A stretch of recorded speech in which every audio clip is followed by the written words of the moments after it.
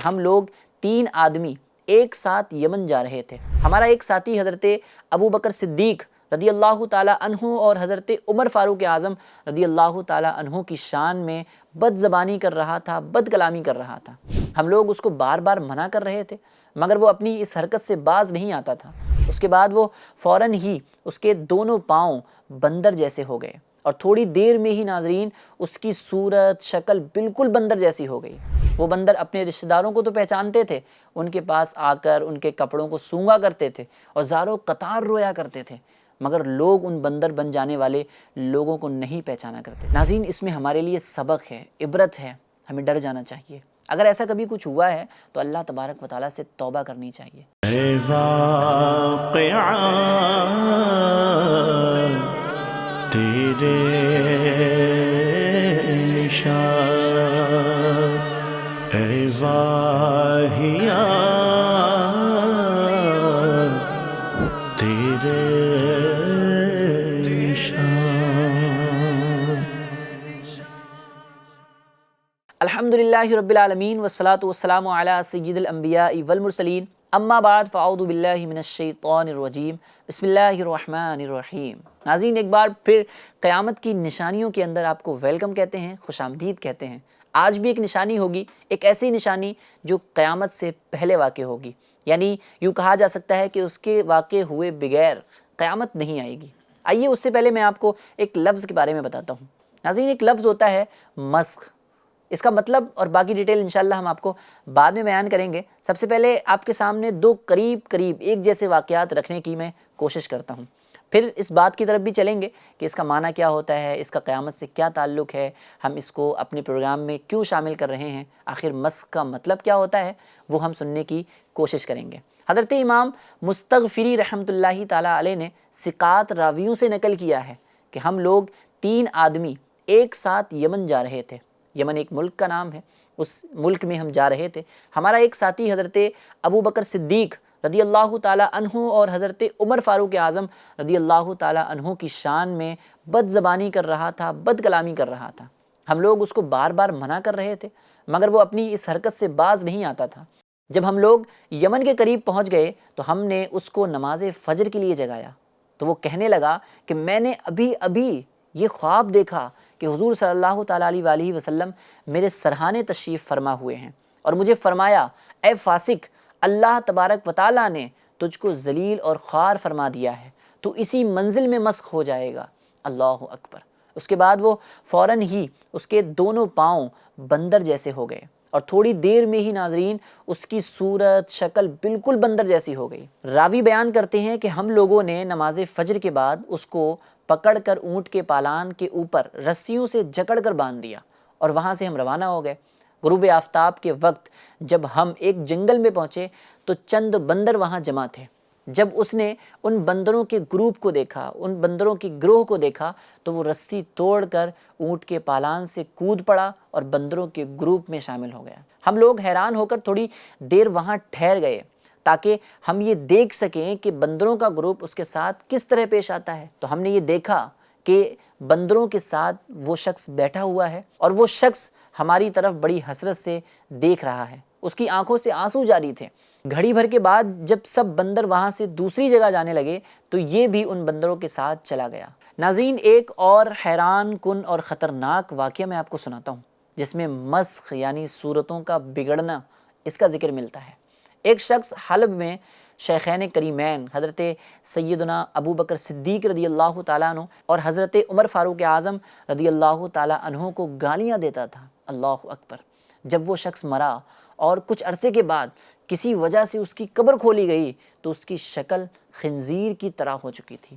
اللہ اکبر، اللہ اکبر۔ Dear viewers, ان دونوں واقعات سے یہ ظاہر ہوتا ہے کہ حضرت عمر فاروق اعظم اور حضرت ابو بکر صدیق رضی اللہ تعالیٰ عنہ اور دیگر صحابہ کی مقدس شان میں بدگوئی اور بد زبانی کا انجام کتنا خطرناک اور عبرتناک ہے۔ مگر ان واقعات کو یہاں سنانے کا مقصد، اس کی ڈیٹیل بیان کرنا مقصد نہیں ہے کیونکہ یہ ہمارا ٹاپک بھی نہیں ہے، بلکہ ہماری ویب سیریز قیامت کی نشانیاں ہیں تو ٹاپک بھی اس سے ریلیٹڈ ہوگا۔ اور آج کا جو ٹاپک ہے، جو موضوع ہے ناظرین، وہ ہے مسخ۔ اس لفظ کا مطلب کیا ہوتا ہے؟ اس لفظ کا مطلب ہوتا ہے صورتوں کا بدل جانا، یعنی شکلوں کا بدل جانا۔ جیسے ان واقعات سے آپ نے ان گستاخوں کے چہرے، صورتیں بالکل بدل دی گئیں، آپ نے ملاحظہ کیا، کوئی بندر بن گیا تو کوئی کتا بن گیا۔ ناظرین، اللہ تبارک و تعالیٰ سے ہمیں عافیت کا سوال کرنا چاہیے۔ ناظرین، یہ صورتوں کا بدل جانا یعنی مسخ ہو جانا اس امت سے پہلے بھی ہو چکا ہے۔ جی ہاں، جیسا کہ حضرت سیدنا داؤد علیہ نبینا علیہ الصلاۃ والسلام کی قوم کے 70,000 آدمی جو عقبہ کے پاس سمندر کے کنارے عیلہ نامی گاؤں میں رہا کرتے تھے، ان کا واقعہ بڑا مشہور ہے، شاید آپ نے بھی سنا ہو۔ اللہ تبارک و تعالیٰ نے ان لوگوں کا اس طرح امتحان لیا کہ سنیچر یعنی سیٹرڈے کو، ہفتے کے دن مچھلی کا شکار کرنا ان لوگوں پر حرام فرما دیا۔ سنیچر کے علاوہ باقی دنوں میں شکار کرنا حلال تھا، باقی دن یہ لوگ شکار کر سکتے تھے۔ لیکن ناظرین، خاص بات یہ ہے کہ ہفتے کے دن ہی یعنی سیٹرڈے کے دن ہی دوسرے دنوں کے مقابلے میں بہت زیادہ مچھلیاں جو ہے وہ تالاب کے اندر آیا کرتی تھیں۔ یہ انہیں دیکھ کر خوب للچاتے تھے، ان کے اندر لالچ پیدا ہوتی تھی، مگر کچھ کر نہ پاتے تھے۔ شیطان نے ان لوگوں کو یہ ہیلہ سمجھایا، یہ مشورہ دیا کہ سمندر سے کچھ نالیاں نکال کر خشکی میں چند حوض بنا لیے جائیں، مختلف جگہوں پر چند حوض بنا لیے جائیں۔ جب ہفتے کے دن ان نالیوں کے ذریعے مچھلیاں حوض میں آ جائیں تو حوض کے منہ کو بند کر دو۔ ٹھیک ہے جی، حوض کے منہ کو بند کر دیا گیا۔ اس دن شکار نہ کرو، بلکہ دوسرے دن آسانی کے ساتھ ان مچھلیوں کا شکار کر لو، انہیں پکڑ لو۔ اب حرص کے ماروں نے کیا کیا؟ حرص کے ماروں نے یہ شیطانی ہیلہ بازی انہیں پسند آئی۔ ان لوگوں نے یہ نہیں سوچا کہ حوض میں مچھلیاں جمع کرنا، قید کرنا، یہ بھی تو ایک شکار کرنا ہی ہے۔ بہرحال وہ اس طریقے سے ہفتے کے دن بھی شکار کرنے لگے اور اللہ تبارک و تعالیٰ کی نافرمانی کرنے لگے، اللہ تبارک و تعالیٰ کے حکم کی عدولی کرنے لگے۔ اس موقع پر ان نافرمانوں کے 3 گروہ ہو گئے، یہ لوگ 3 حصوں میں تقسیم ہو گئے، یہ لوگ 3 حصوں میں بٹ گئے۔ کچھ لوگ ایسے تھے جو شکار کے اس شیطانی ہیلے سے منع کرتے تھے اور ناراض و بیزارگی کا اظہار کیا کرتے تھے، شکار سے باز رہے۔ دوسرے کچھ لوگ وہ تھے جو اس کام کو دل سے تو برا جان کر خاموش رہے، مگر دوسروں کو منع نہ کیا کرتے تھے، یعنی خود تو نہیں کیا لیکن دوسروں کو منع بھی نہیں کیا، بلکہ منع کرنے والوں کو سمجھایا کرتے تھے کہ تم لوگ ایسی قوم کو کیوں نصیحت کر رہے ہو جنہیں اللہ تبارک و تعالیٰ ہلاک کرنے والا ہے، سخت سزا دینے والا ہے۔ اچھا، تیسرے کون لوگ تھے؟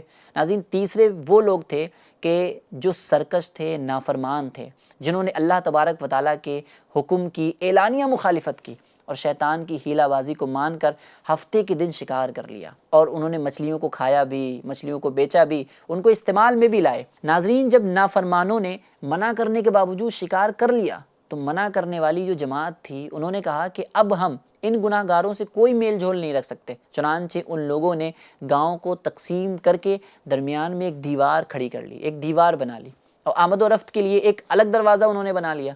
بھائی اب نافرمان الگ ہو گئے اور فرما بردار الگ ہو گئے۔ حضرت سیدنا داؤد علیہ نبینا علیہ الصلاۃ والسلام نے غضبناک ہو کر ہفتے کے دن شکار کرنے والے نافرمانوں پر لعنت فرما دی۔ اس کا اثر یہ ہوا ناظرین کہ ایک دن خطا کاروں میں سے کوئی بھی شخص گھر سے باہر نہیں نکلا۔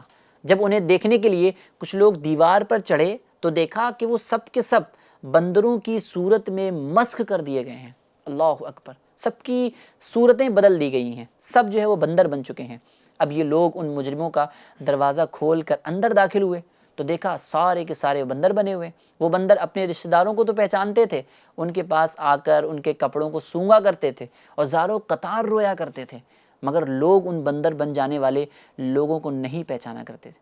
اللہ اکبر، ان بندر بن جانے والوں کی تعداد ناظرین سنیں، فرمایا جاتا ہے، روایتوں کے اندر آتا ہے، ان بندر بن جانے والوں کی تعداد 12,000 تھی۔ یہ سب کے سب 3 دن تک زندہ رہے اور اس درمیان انہوں نے نہ کچھ کھایا نہ پیا، یوں ہی بھوکے کے بھوکے جو ہے وہ پیاسے کے پیاسے سب کے سب ہلاک ہو گئے۔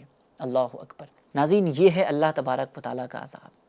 ناظرین، یہ پیچھے آپ ایک بات سن کر آئے ہیں کہ اس امت میں بھی مسخ عذاب ہوگا، جی ہاں، مگر وہ اس طرح نہیں ہوگا کہ جس طرح پچھلی امتوں میں ہوا، سب کے سب ایک ساتھ بندر بنا دیے گئے، بلکہ خاص لوگوں پر، خاص وقتوں میں، خاص حالات میں، خاص گناہوں کے سبب ایسا ہو سکتا ہے۔ جیسا کہ بخاری اور مسلم کی ایک روایت میں ملتا ہے، حضرت ابو ہریرہ رضی اللہ تعالیٰ عنہ سے روایت ہے، فرماتے ہیں کہ رسول اکرم صلی اللہ تعالیٰ علیہ وآلہ وسلم نے ارشاد فرمایا کہ جو اپنا سر امام سے پہلے اٹھا لیتا ہے تو وہ اس بات سے نہیں ڈرتا کہ اللہ تبارک و تعالیٰ اس کا سر گدھے کی طرح کر دے گا۔ اللہ اکبر۔ ویورز، بظاہر ہمیں یہ بات چھوٹی سی معلوم ہوتی ہے نا، کیونکہ ہم میں کچھ لوگ ایسا کرتے ہیں رکوع میں امام کے سر سے پہلے ہی اپنا سر اٹھا لیتے ہیں، لیکن حقیقت میں یہ شریعت کی نظر میں بہت بڑا جرم ہے۔ اس پر صورتیں بگڑ جاتی ہیں، جی ہاں، صورتیں مسخ کر دی جاتی ہیں، صورتیں بدل دی جاتی ہیں۔ اگر آج اللہ کا یہ عذاب ہم پر نازل نہیں ہوا تو یہ حضور اکرم صلی اللہ تعالیٰ علیہ وسلم کی رحمت کا صدقہ ہے، اور اللہ تبارک و تعالیٰ ہمیں اس عذاب سے بھی محفوظ فرمائے۔ اور بعض نادان تو شاید یہ سن کر بھی ویسے بھی کہہ دیتے ہوں گے کہ یہ تو ہماری عقل میں ہی نہیں آتی۔ کیا ایسا بھی ہو سکتا ہے کہ امام کے سر اٹھانے سے پہلے اگر ہم سر اٹھا لیں تو بھائی ہماری صورتیں بدل دی جائیں؟ تو ان لوگوں کے لیے اسی حدیث پاک کی شرح مرقات میں علامہ ملا علی قاری رحمۃ اللہ تعالیٰ علیہ ایک عجیب واقعہ بیان فرماتے ہیں۔ ناظرین، واقعہ اس طریقے کا تھا کہ ایک محدث دمشق کے کسی مشہور شیخ کے پاس حدیث سیکھنے کے لیے گئے۔ وہ شیخ پردے میں رہ کر حدیث سکھایا کرتے تھے، حدیث پڑھایا کرتے تھے۔ ایک دن ان کے اصرار پر پردہ اٹھایا گیا، انہوں نے بہت اصرار کیا کہ حضرت اپنی زیارت کرا دیجئے، تو جب اصرار بڑھتا گیا تو ان کے اصرار پر پردہ اٹھا دیا گیا۔ جب ان کی شکل دیکھی تو وہ تو ہکا بکا رہ گئے، ان کی شکل صورت گدھے کی سی تھی۔ اللہ اکبر! حدیث سکھانے والے شیخ، ان کی شکل جو ہے وہ گدھے کی سی تھی، اور فرمایا کہ میں نے اس حدیث کو خلاف عقل سمجھ کر اس کی حقیقت جاننے اور آزمانے کے لیے امام سے آگے بڑھا، امام کے سر سے پہلے میں نے سر اٹھایا تو اس مصیبت میں گرفتار کر دیا گیا۔ اللہ اکبر! اللہ اکبر! ناظرین، اس میں ہمارے لیے سبق ہے، عبرت ہے، ہمیں ڈر جانا چاہیے۔ اگر ایسا کبھی کچھ ہوا ہے تو اللہ تبارک و تعالیٰ سے توبہ کرنی چاہیے، کیونکہ ہماری اس امت میں حضور اکرم صلی اللہ تعالیٰ علیہ وسلم کے صدقے میں، جی ہاں، حضور کے صدقے میں مسخ عام تو نہیں ہوگا، یعنی سارے کی ساری قوم کی شکلیں بدل دی جائیں، سب کی صورتیں بگاڑ دی جائیں، ایسا تو نہیں ہوگا، لیکن خاص مسخ کا عذاب ہو سکتا ہے۔ جی ہاں، کسی کی صورت بدلی جائے، کسی خاص وقت میں کسی خاص گناہ کے سبب اس کی شکل اور صورت بدل دی جائے، ایسا ضرور ممکن ہے۔ اور یہی مسخ یعنی صورتوں کا بگڑ جانا ہماری ویب سیریز قیامت کی نشانیوں کے آج کے ایپیسوڈ کا ٹاپک بھی ہے، کیونکہ یہ مسخ یعنی قیامت کی ایک نشانی بھی ہے، کیونکہ حضور صلی اللہ تعالیٰ علیہ وسلم نے ارشاد فرمایا کہ لوگ مختلف شہر آباد کریں گے، ان میں سے ایک شہر جسے بصرہ کہا جاتا ہے، اور اگر تم وہاں سے گزرو، اس میں جاؤ، تو وہاں کی خاری زمین اور وہاں کے مقام کلا اور وہاں کے باغات اور بازار اور وہاں کے امیروں کے دروازوں سے بچنا، کیونکہ وہاں زمین میں دھسنا، پتھروں کا برسنا اور زلزلے ہوں گے۔ اسی طریقے کی ایک اور حدیث پاک ملتی ہے، ایک حدیث پاک میں فرمایا گیا، حضور صلی اللہ تعالیٰ علیہ وسلم نے ارشاد فرمایا کہ قیامت سے پہلے میری امت کے آخری زمانے میں زمین میں دھسنا، شکلوں کا بدلنا، جی ہاں، مسخ، شکلوں کا بدلنا اور پتھروں کا برسنا ہوگا۔ علماء اکرام فرماتے ہیں کہ بصرہ میں ابھی تک اس نشانی کا ظہور نہیں ہوا ہے۔